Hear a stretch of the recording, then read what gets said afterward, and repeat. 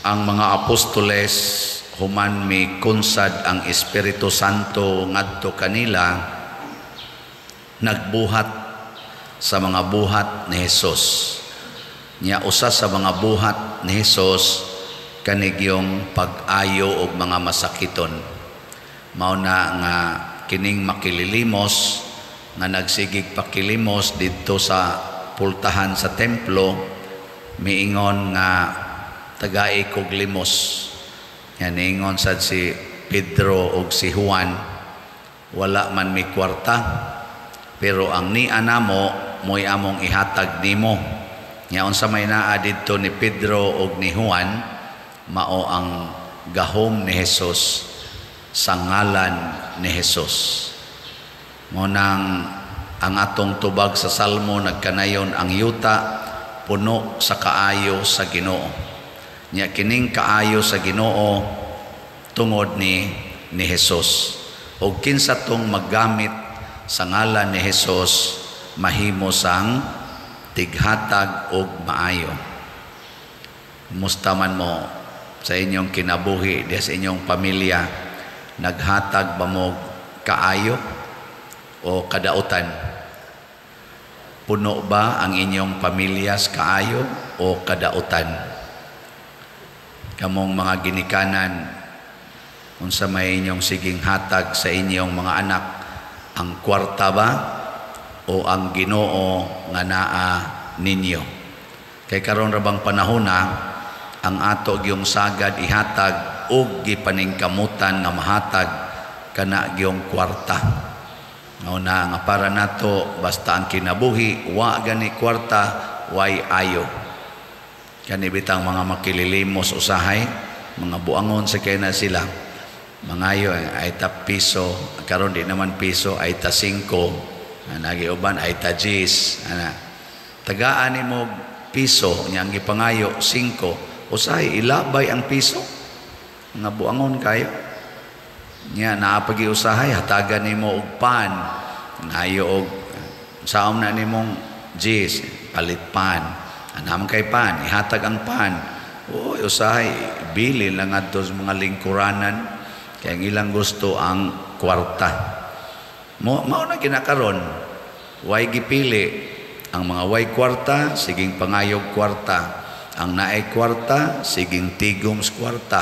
Ang nakatigom na kwarta, sige pagyog pangwarta. Ana, may patadin kay sige ratag baligyag slat, no? Ang kanang slat atong ibaligya, unsa may ipalit ninyo ana? Kwarta. Kwarta. Pero ang nakaapan kay atong gihatag or sa atong pagpalit og slat, imong gihatag ang Ginoo nga naa nimo. Unsa man na siya? Ang gugma, ang grasya. Mao na paghatag nila ni Pedro sa Ginoo nga diha nila ang gipangayo sa buta nga limos, ang ilang gilimos mao ang gahom sa Ginoo. Ingon des Pedro, tindog og lakaw dili kabayrag kwarta. Kadtong gihatag ni Pedro dili kabayrag kwarta. Muna kana sang mamalit og slat dinhi tungod sa dakong gugma niya sa simbahan, dili ang amount sa slat na may usahay text din ako kaning upalit na tong slots. Pasensya ra gyud ka pader kay pobre magud taon ko, usa ra gyud ni kaslat nga tag 500 kaning SBF dag akong paliton nya mo palit sad ko og mga 3 ka buok aning imong GPHJ kay tag 100 man, so 800 tanan niya ipada. Nya moingon der pasensya gyud pader nga gamay ra gyud ni akong ikahatag.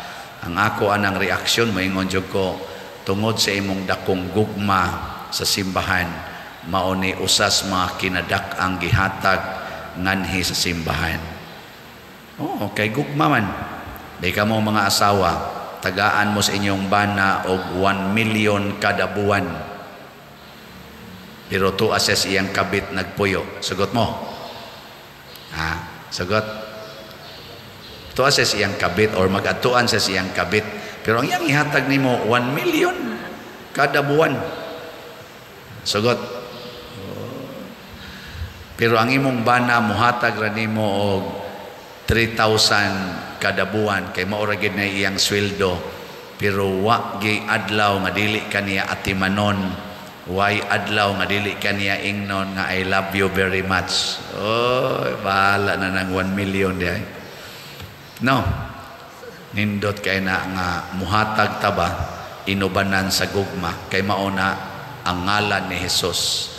Ang ngalan ni Hesus mao'y makabuntog sa tanang yawa ngano man kay ang ngalan ni Hesus mao man ang gugma.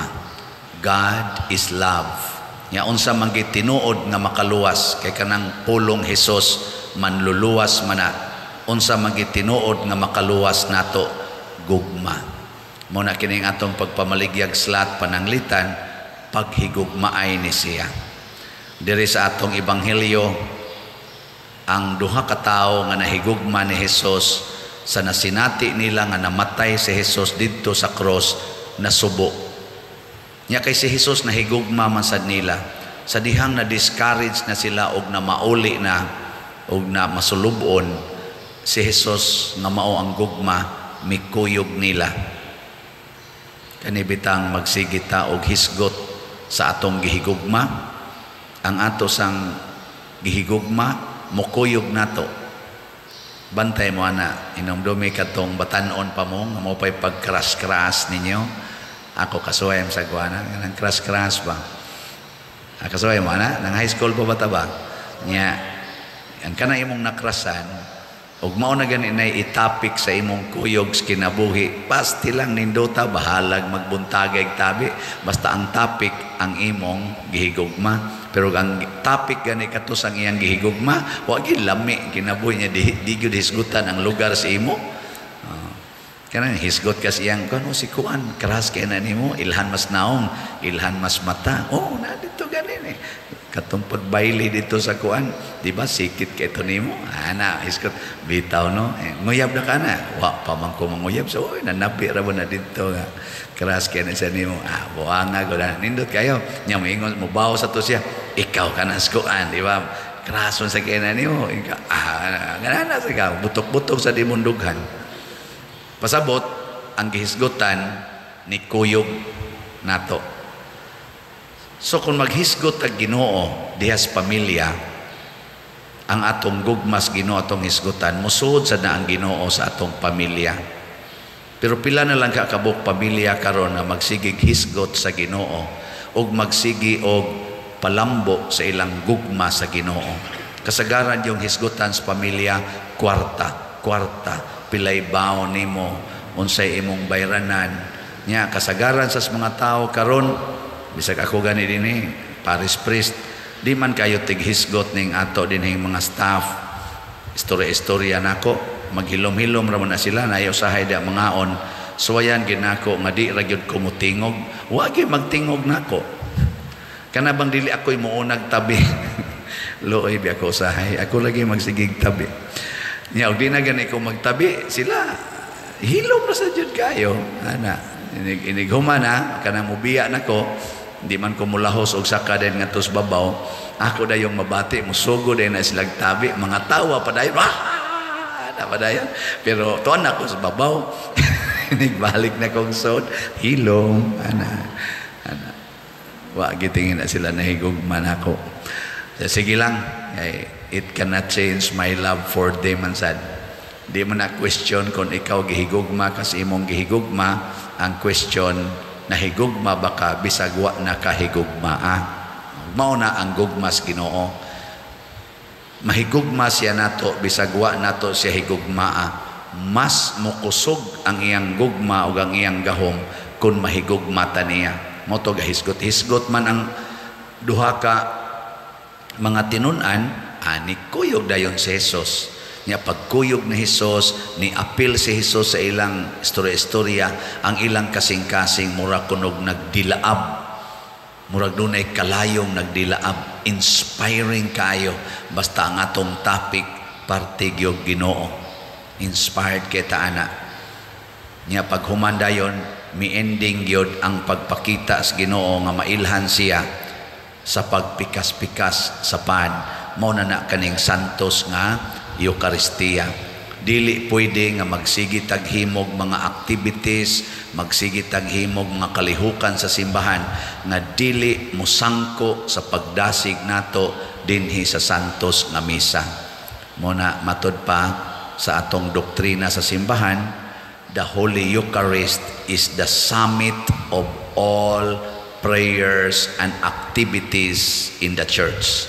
Ang tanang kalihukan sa simbahan, tanan atong gihimo sa maning maghimo tag building kaning atorong gibaligyaan og slots, kaning pagtukod og kumbinto, kining atong pagsaulog og pista, Holy Week, sige tag baligyag slots ani para unsa man, para nis misa.